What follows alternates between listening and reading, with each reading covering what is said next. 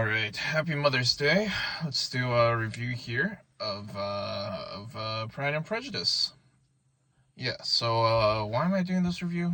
Because it's just like, what'd be nice, if just like there are people, members of your family that just like actually read the shit you give a shit about, like stuff you work countless fucking hours on.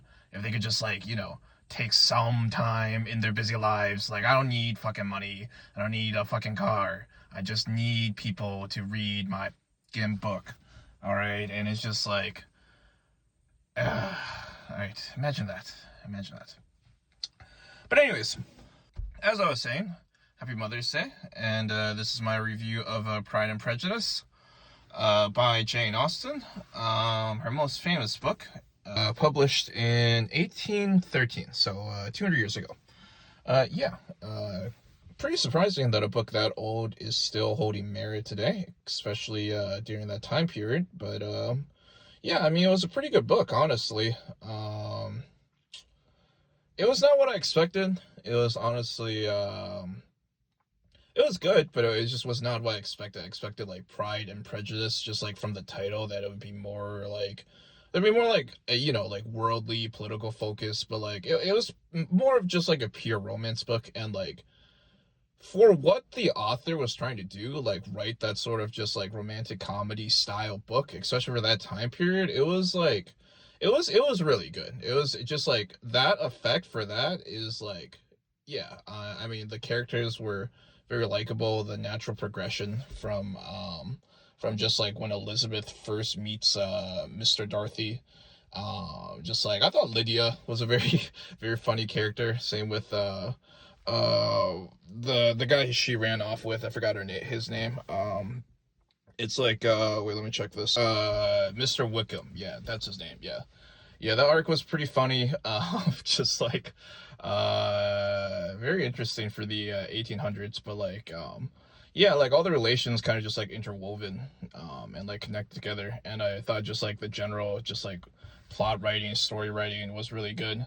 Yeah, I mean like it wasn't like my favorite, but that could just be stylistically it wasn't my favorite story. um but like you should be able to tell, just like my good friend, the homie Damien, used to say that like you should judge a story not by just like if you personally liked it, or like if you personally like the style, but like does it accomplish what it's intending to do. And like for that I can see why there's like just still such a huge fandom for the novel 200 years into the future. Yeah, I mean, it's kind of interesting that the author's name is Jane Austen, and and she sort of just like put a character named Jane in the book. Just like, who does that? Like, uh, oh yeah, I don't know. I thought that was pretty funny. But yeah, I mean, overall good book. Elizabeth is what you would call I mean, it's like a 18th, 19th century tsundere is what Elizabeth is, based on the story. Yeah, I mean, Mr. Darcy, very good character. Yeah, just like there wasn't like anything like super deep about it, but like I mean that's fine. It wasn't like, I don't think when she wrote the book it was intended to like be that sort of book. It's kind of like what like Twilight would be like in the 19th century, to be honest. But yeah, I mean pretty good.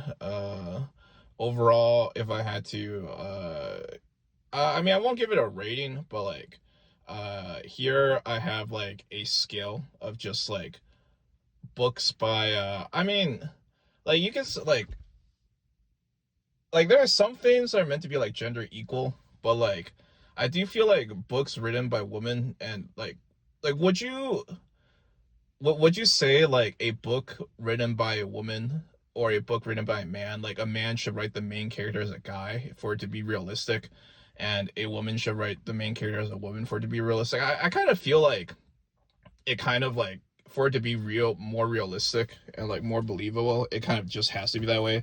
So like therefore, like if I had to like scale it from just like female authors I've read, just like from Ayn Rand to Harper Lee. I'd say it's right about like it's a little bit more leaning towards Harper Lee, but like pretty close in the middle, I would say. Just because like there's no like deeper thematics to the book. It's just like really solid for like what it is, and like yeah, it's a pretty good book. Honestly, recommend it. All right, happy Mother's Day.